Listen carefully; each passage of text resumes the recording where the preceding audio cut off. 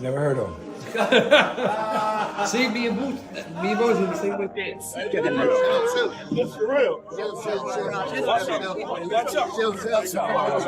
What happens when boxing's calmest and most respected champion finally loses control?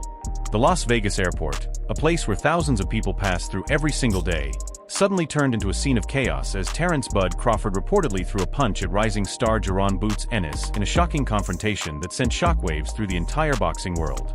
Security rushed in immediately, but the damage was already done. So what really caused all of this? According to multiple eyewitnesses, both Crawford and Ennis were at the Las Vegas airport traveling separately for different events. Everything appeared fine at first until their eyes met. The tension between them was impossible to ignore. Things are being thrown.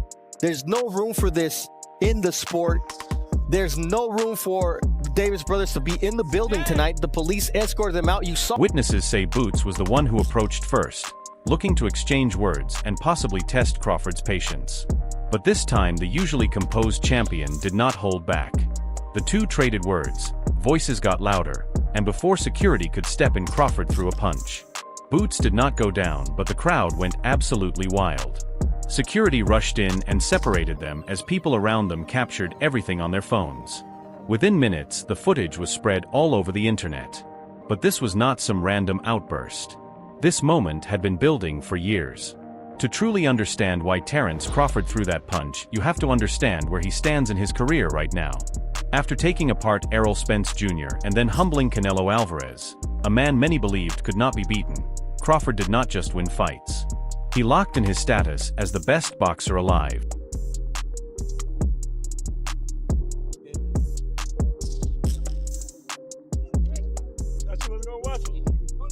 People call him the pound-for-pound king and the face of boxing.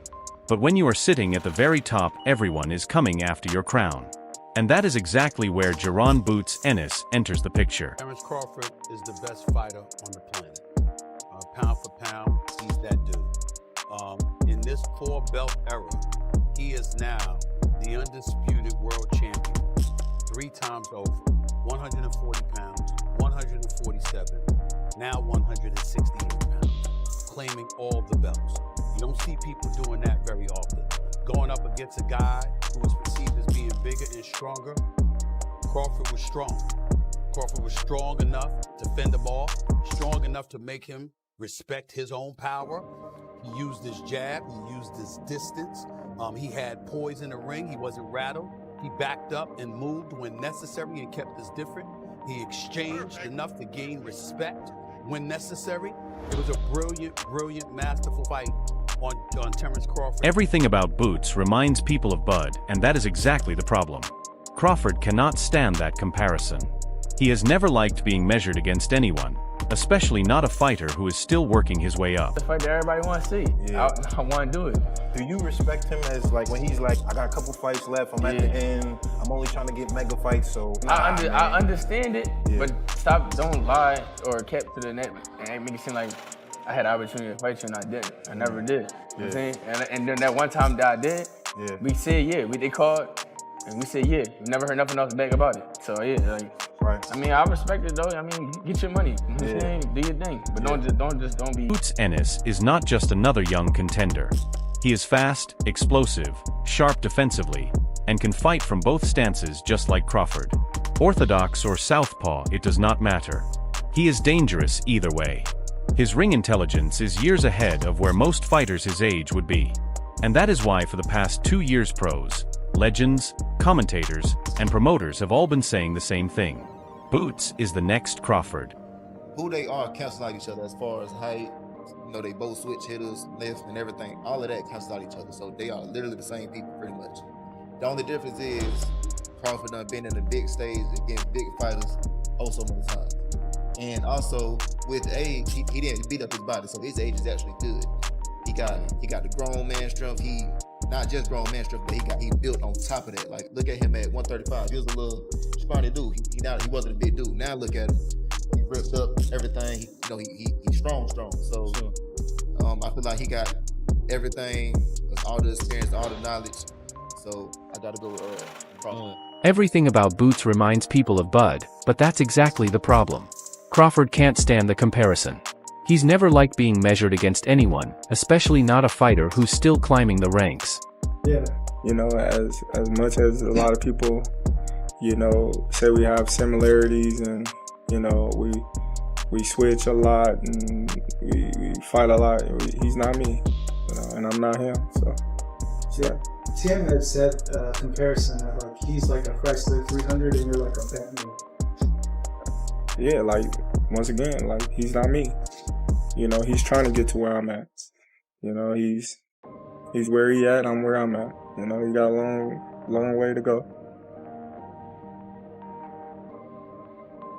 Been in the game for many years and accomplished absolutely everything there is to accomplish. He became undisputed in 2 different weight classes, silenced every person who doubted him, and even stepped up to fight Canelo, the biggest name in the sport. So when people start saying Boots is just like him, it genuinely bothers him. Both Crawford and his coach take that comparison personally. Bring none to the table. He got our leftovers. Why would Bud want to go backwards? Why would we want to go backwards? Bud looking for bigger and better fights. So where he can etch his name in the concrete forever.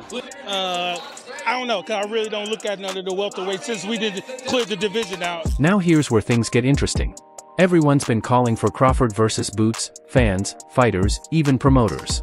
Eddie Hearn himself said it best, this fight needs to happen. Now, Terence is only going to fight Boots if there's loads of money on the line, because he knows how good Ennis is, and he's not going to fight anymore unless it's for a lot of money. So we have to do what we say, we have to prove the quality of Ennis, and he has to earn his shot against Crawford. But that is the fight that I look at in 9 to 12 months' time, 3 fights down the line. And I think US fight fans are going to be crying out for that fight. Like, you imagine if we beat Lima on Saturday, we beat Ortiz, you know, we beat Fundora or Mertzalayev or Zayas. Everyone will be calling for Ennis v. Crawford. I think a lot of fans are crying for that now. They have been for years. Yeah. But the reality is we still need to, you know, it's not, I think everyone who, like I said, everybody that knows boxing. Yeah, boxing fans. One that knows how good Ennis is go, I mean, what a fight. That is unbelievable. But still, you've got to educate people that Ennis is as good as I say he is. Right? And you do that by beating the champion. So we've got work to do. But Crawford is not buying into any of the hype. He has made it very clear that fighting Boots does not add anything meaningful to his legacy. Dennis, that's in your weight class. Definitely. What do you think about him? Oh, he's very, very talented. He's unproven, but he's very talented. Yeah. The eye test tells it all. You know, he's got the it, you know, but we haven't seen him against any elite fighter. We've never seen him tested. So until then, you know, we just going to keep saying, oh, Boots, Boots, Boots, until he meet that fighter that's going to test him. Is that a fight that you would be interested in? Nah, it just don't make sense right now in my career. Like I said, like, especially money-wise. Don't nobody really know Boots, but I'm looking for bigger and better challenges like Canelo. You're just looking for the big ones. Yeah. The big fish. Yeah. Fish fry. Definitely. Definitely. Them the guys I'm looking for. Yeah. Crawford is 38 years old and sitting at the very top of the sport.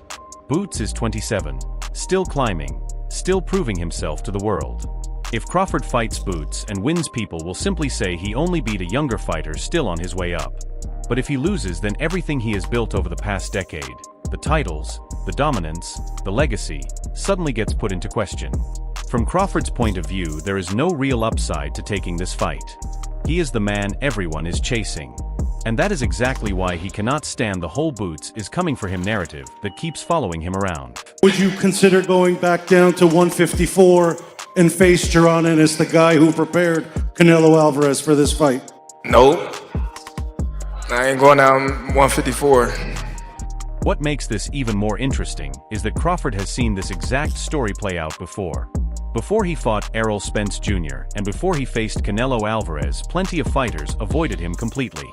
Guys like Jaron Ennis and Fundora looked the other way, saying they wanted Spence instead. But now that Crawford is the man sitting at the top, they are all lining up to chase him. But now that y'all see I'm the ticket, now y'all like, oh yeah, we want to fight Terence Crawford. We want Terence Crawford. That's the narrative now. I'm done with 147. I ain't going back. I'm like, all right, I want to fight Fundora. He got 2 belts. I want to become undisputed at 154. That was my train of thought. But when he said he didn't want to fight me because I wasn't basically big enough, I looked at him like, huh? They want to fight Errol Spence because he's a bigger fighter. But you knew what that was, though. Yeah. It's cool. It's cool. I'm not tripping on that because now they begging for a fight. Now they want to fight me now. I don't sell, so there's no need for you to even mention my name no more. Don't say Terence Crawford. Yeah. You know, all these guys that see now, they say, oh, he's the ticket. Win, lose, or draw, he's the ticket. I'll fight Terence Crawford. Come on, man. Boots had a chance to fight me. Virgil Ortiz had an opportunity to fight me, you know, but now everybody, oh, I'll fight Terence, or I'm this, I'm that. I'm like, okay, cool. When y'all had y'all opportunity, you know, y'all went elsewhere. But now that y'all see I'm the ticket, now y'all like, oh yeah, we want to fight Terence Crawford. We want Terence Crawford. That's the narrative now. Now everyone wants a shot at the man who dismantled Canelo Alvarez and made it look almost effortless. For Crawford, it feels like the same story repeating itself. Only this time, he is the one holding all the power. Sights on doing something, and I know what I'm capable of. It's not like a surprise to me. It's a surprise to y'all because y'all didn't believe me, you know? But for me, I knew I could do it, and I believed that I could do it. I just needed the opportunity. That's all they say. I've been fighting. It's nobody. What can they say now? Somebody tell me what can you... And that is where the frustration starts to build. Crawford feels he has fully earned the right to decide how his own story ends. He does not feel he owes anyone a fight.